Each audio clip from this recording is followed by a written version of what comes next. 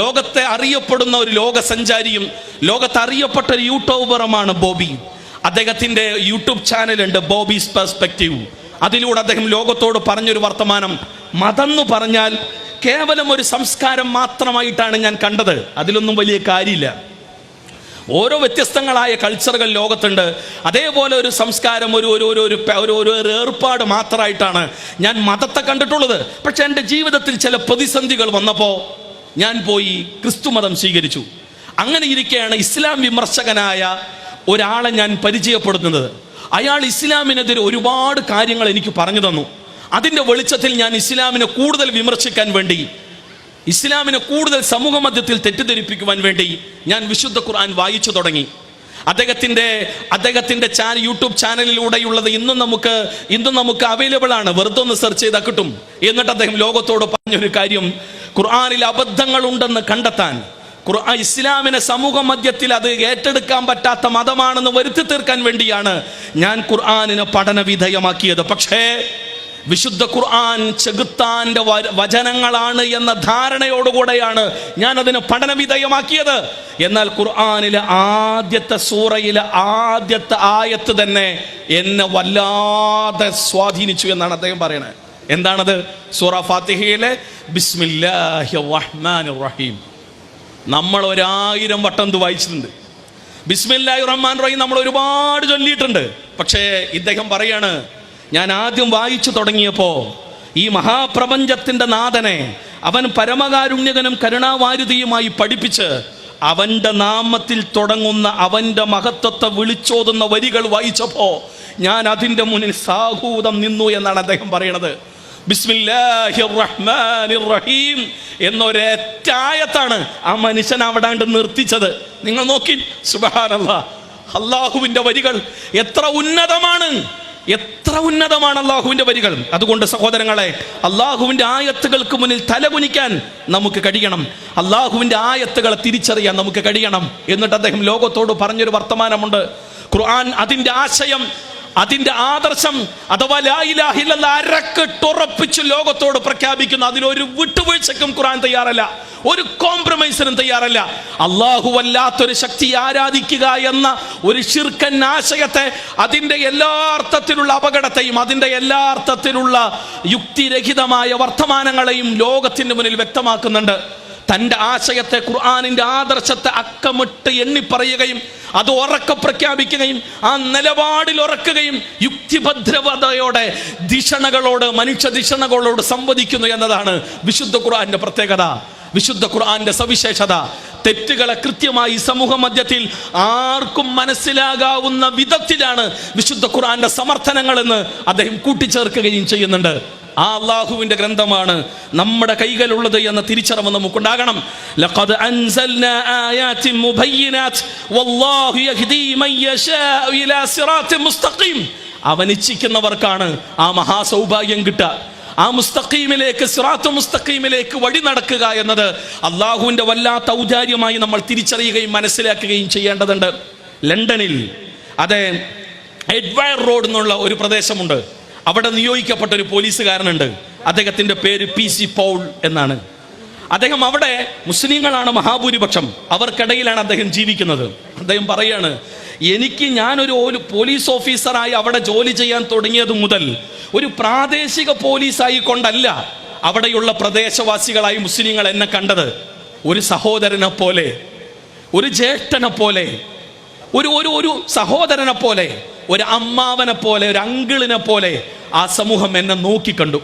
അവരുടെ ആ പെരുമാറ്റം കണ്ട് അവരെ ഇത്ര മര്യാദയുള്ളവരാക്കി ഉയർത്തി നിർത്തി ആ ഗ്രന്ഥത്തെ വായിക്കാൻ ഞാൻ ശ്രമിച്ചു. എൻ്റെ കയ്യിൽ വിശുദ്ധ ഖുർആൻ കിട്ടിയപ്പോൾ ഞാൻ കുത്തിയിരുന്നു വായിച്ചു. 5 മാസം കൊണ്ട് ഞാൻ 2 തവണ അത് മുഴുവൻ വായിച്ചു തീർത്തു എന്നാണ്. 5 മാസം കൊണ്ട്.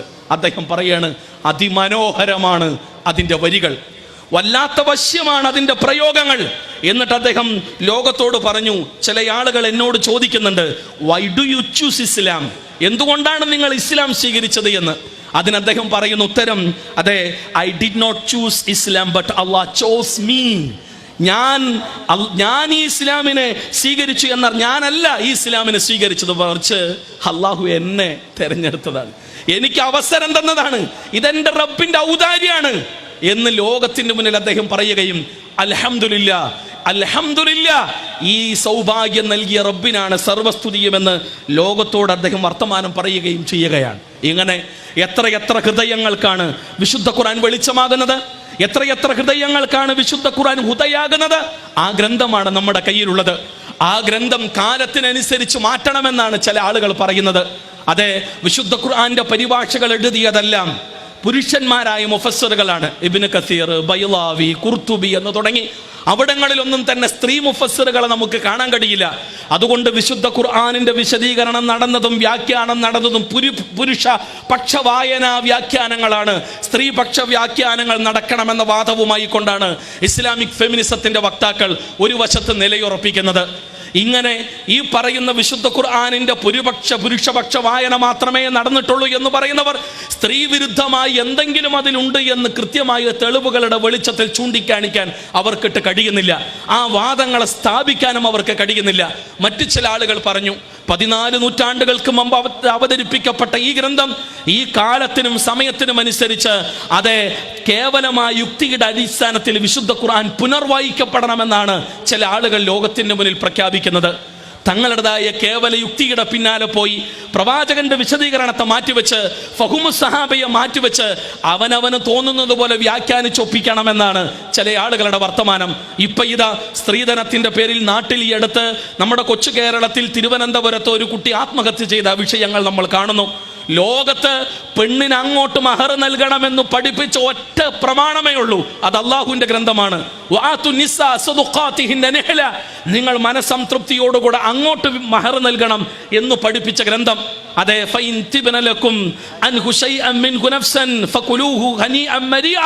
എന്ന് തുടങ്ങുന്ന വരികൾ. ഇനി നമ്മൾ കൊടുത്ത മഹർ അത് പെണ്ണിന്റെ സ്വത്താണ്.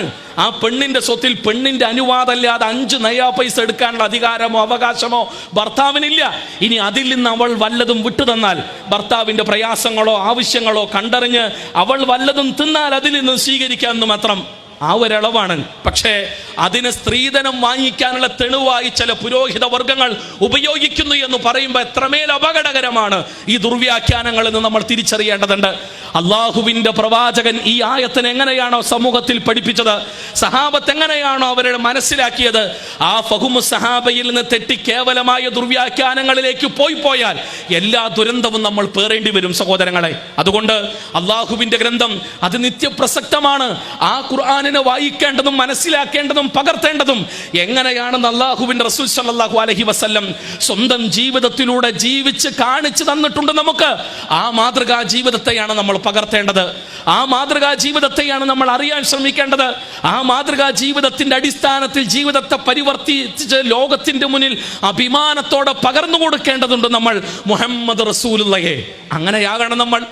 അങ്ങനെയായിരുന്നു മുൻഗാമികളായ സഹാബി വര്യന്മാർ, അങ്ങനെയായിരുന്നു മുൻഗാമികളായ സലഫുകൾ, അങ്ങനെയായിരുന്നു മുൻഗാമികളായ താബീങ്ങളും താബീങ്ങളും എല്ലാം. അങ്ങനെയാകാൻ വേണ്ടി ബോധപൂർവം പരിശ്രമിക്കുകയും പ്രാർത്ഥിക്കുകയും ചെയ്യേണ്ടതുണ്ട് നമ്മൾ ഓരോരുത്തരും. എന്നിട്ടിതാ വിശുദ്ധ ഖുർആനിന് പകരം ഒരു ഗ്രന്ഥം കൊണ്ടുവരാനുള്ള ഖുർആന്റെ വെല്ലുവിളി ഞങ്ങളിതാ സ്വീകരിച്ചിരിക്കുന്നു. ഖുർആനിന്റെ പകരം കിടപിടിക്കുന്ന ഒരു സൂറത്ത് കൊണ്ടുവരാനുള്ള വെല്ലുവിളി ഞങ്ങളിതാ സ്വീകരിച്ചിരിക്കുന്നു എന്ന് പറഞ്ഞുകൊണ്ട് ചില ഇസ്ലാം വിമർശക സൈറ്റുകളിൽ ഈ അടുത്ത് പ്രത്യക്ഷപ്പെട്ട അറബി പേരുള്ള ചില അധ്യായങ്ങളും അറബിയിൽ എഴുതപ്പെട്ട ചില വരികളും നമ്മൾ വായിച്ചു. എന്താണത്? ഖുർആനിലെ 23-ാം അധ്യായം സൂറ മുഅ്മിനൂൻ. ആ സൂറ മുഅ്മിനൂന് പകരമായി ഞങ്ങളിതാ ഖുർആന്റെ വെല്ലുവിളി സ്വീകരിച്ചുകൊണ്ട് ഒരു അധ്യായം കൊണ്ടുവന്നിരിക്കുന്നു, ഒരു സൂറ കൊണ്ടുവന്നിരിക്കുന്നു, വചനങ്ങൾ കൊണ്ടുവന്നിരിക്കുന്നു എന്ന് പറഞ്ഞ ഇസ്ലാം വിമർശകർ അവർ കൊണ്ടുവന്ന അധ്യായം എന്ന് പറയുന്നതിന് ഒരു പേരിട്ടു സൂറത്തുൽ മുസ്ലിമൂൻ എന്ന്. സൂറത്തുൽ മുസ്ലിമൂൻ എന്ന് പേരിട്ടു. എന്നിട്ട് ആദ്യത്തെ വരി അവരെഴുതിയത് യാ അയ്യുഹൽ മുസ്ലിമൂൻ ഇന്നക്കും ഫീ ളലാലിൻ മുബീൻ. ഇതാണ് അവർ ആദ്യം എഴുതി വെച്ച്. അല്ലയോ മുസ്ലിങ്ങളെ, നിങ്ങൾ വ്യക്തമായ വഴികേടിലാണ്. എന്നിട്ട് അറബിയിൽ ആദ്യം 8ഓളം വരികൾ എഴുതി വെച്ചു. 2 ദിവസം കഴിഞ്ഞപ്പോൾ 2 വചനം കാണാനില്ല, 6ആയി. പിന്നെ 2 ദിവസം കഴിഞ്ഞപ്പോൾ പിന്നെയും 3-4 വചനങ്ങൾ പോയി. പിന്നെ 2 ദിവസം കഴിഞ്ഞപ്പോൾ ഒറ്റ വചനവും ഇല്ല. അള്ളാഹുവിന്റെ ആയത്തുകൾക്ക് കിടപിടിക്കാൻ തങ്ങൾ കൊണ്ടുവന്ന വചനങ്ങൾ ആ തികവിന്റെയും മികവിന്റെയും ഉജ്ജ്വലതക്കും മുന്നിലും പിടിച്ചു നിൽക്കാൻ കഴിയില്ല എന്ന് ഇസ്ലാം വിമർശകർക്ക് പോലും ഇരുട്ടിന്റെ ശക്തികൾക്ക് പോലും ബോധ്യപ്പെട്ട് ആ പണി അവർ നിർത്തിവെക്കുന്ന രംഗങ്ങളാണ് നമ്മൾ കാണുന്നത്.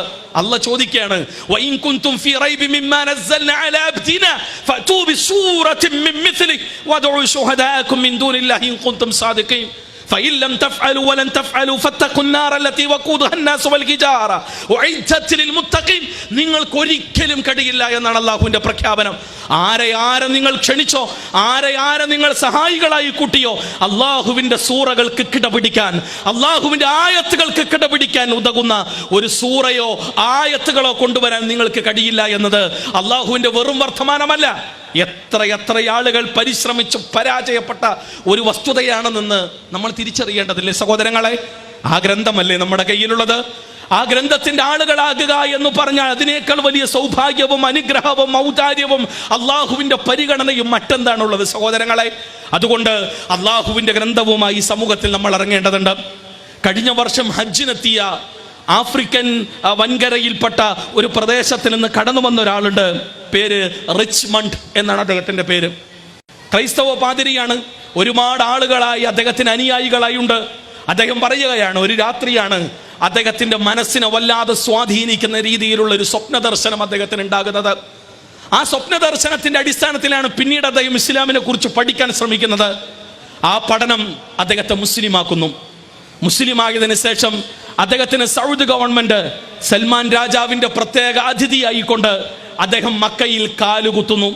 അതിനുശേഷം അദ്ദേഹം അള്ളാഹുവിന്റെ പ്രവാചകൻ സല്ലല്ലാഹു അലൈഹി വസല്ലമക്ക് ആദ്യമായി വഹീന്റെ വെളിപാട് ലഭിച്ച അതേ ഹിറ എന്ന ആ പ്രദേശം, ജബൽ നൂർ കാണാനും ആ ചരിത്രപരമായ പ്രദേശത്തെ ഒന്ന് സന്ദർശിക്കുക. അത്തരം ഒരു സന്ദർശനത്തിന് പ്രത്യേകമായ പുണ്യമൊന്നുമില്ല ഇസ്ലാമികമായി. എങ്കിൽ പോലും ഒന്നറിയാനും അന്വേഷിക്കുവാനുമുള്ള വെമ്പലിലൂടെ ആ മനുഷ്യൻ വന്നു. അവിടെ എത്തി അദ്ദേഹത്തിന്റെ കണ്ണുകൾ നിറഞ്ഞു. അദ്ദേഹത്തിന്റെ കണ്ണുകൾ നിറഞ്ഞു. എത്രത്തോളം എന്നാൽ കണ്ണുകൾ നിറഞ്ഞെന്നു മാത്രമല്ല, അദ്ദേഹം ലോകത്തോട് പറഞ്ഞു, 2 തലത്തിൽ ഞാൻ ഇന്ന് സന്തോഷവാനാണ്. ഒന്ന്, അള്ളാഹു എന്നെ മുസ്ലിമാക്കി, മുസ്ലിമാകാനുള്ള സൗഭാഗ്യം അള്ളാഹു എനിക്ക് കനിഞ്ഞു നൽകി. 2, ഇതാ മുസ്ലിമായ ഉടൻ തന്നെ അള്ളാഹുവിന്റെ അതിഥിയായി ലബ്ബൈക് അല്ലാഹുമ്മ ലബ്ബൈക് എന്ന് ചൊല്ലി ഈ മണ്ണിൽ കാലുകുത്താനുള്ള മഹാസൗഭാഗ്യം അള്ളാഹു എനിക്ക് കനിഞ്ഞു നൽകിയിരിക്കുന്നു എന്ന് പറഞ്ഞ് അദ്ദേഹം അവിടെ സുജൂദിൽ വീണ് ശുക്രിന്റെ സുജൂദിൽ നിറകണ്ണുകളോട് അള്ളാഹുവിന് നന്ദി രേഖപ്പെടുത്തുന്ന രംഗങ്ങൾ നമ്മൾ നേർക്കുനേരെ കണ്ടു. എത്ര ആളുകൾക്കാണ് അള്ളാഹുവിന്റെ ഗ്രന്ഥം വെളിച്ചം വീശുന്നത്. ഇന്ന് അദ്ദേഹത്തിന്റെ പ്രദേശത്ത് ആ ജനം ഒന്നടങ്കം കൂട്ടമായി ഖുർആന്റെ ആയത്തുകൾ പഠിക്കുന്നു, അതിന്റെ വിശദീകരണം പഠിക്കുന്നു, അതിന്റെ അർത്ഥവും താല്പര്യങ്ങളും പഠിക്കുന്നു. ഒരുപാട് ആളുകളിലേക്ക് അത് പകർന്നു നൽകാനുള്ള ശ്രമങ്ങളുമായി മുന്നോട്ട് പോയിക്കൊണ്ടിരിക്കുന്നു. അതുകൊണ്ട് സഹോദരങ്ങളെ, ഞാൻ നിർത്തുകയാണ്. ഇത്രയേ ഉള്ളൂ. അള്ളാഹുവിന്റെ ഗ്രന്ഥം അത് അറിയാനും പഠിക്കാനും കേൾക്കാനും പകർത്താനും ലോകത്തിന്റെ മുന്നിൽ പകർന്നു കൊടുക്കാനും അവസരം ലഭിച്ചവരെന്ന നിലയിൽ അള്ളാഹുവിന്റെ അപാരമായ ഔദാര്യവും അള്ളാഹുവിന്റെ പ്രത്യേകമായ ഔദാര്യവും കനിവും ലഭിച്ചവരാണ് നമ്മൾ. ആ കനിവിനെ നമ്മൾ തട്ടിക്കളയരുത്. ആ ഔദാര്യത്തെ നമ്മൾ വലിച്ചെറിയരുത്. അവസാന ശ്വാസം വരേക്കും അള്ളാഹുവിന്റെ ഗ്രന്ഥത്തെ ചേർത്ത് പിടിക്കുന്ന, അത് ജീവിതത്തിൽ പകർത്തുന്ന, പരമാവധി ലോകത്തിന്റെ മുന്നിൽ ചുറ്റുമുള്ള ആളുകൾക്ക് ഇതിന്റെ വെളിച്ചത്തെ പകർന്നു നൽകുന്നവരായി, ഖുർആനിന്റെ ആളുകളായി ജീവിച്ചു മരിക്കാൻ നമുക്ക് കഴിയേണ്ടതുണ്ട്. നമ്മുടെ വരും തലമുറക്ക് വെളിച്ചമാകാൻ നമുക്ക് മുന്നിൽ നിൽക്കാൻ കഴിയേണ്ടതുണ്ട്. അതിന് ഇത്തരം സംഗമങ്ങൾ, SKSMന്റെ സംഗമങ്ങൾ സഹായകമാകട്ടെ എന്നോർക്കുകയാണ്, ഓർമ്മിപ്പിക്കുകയാണ്.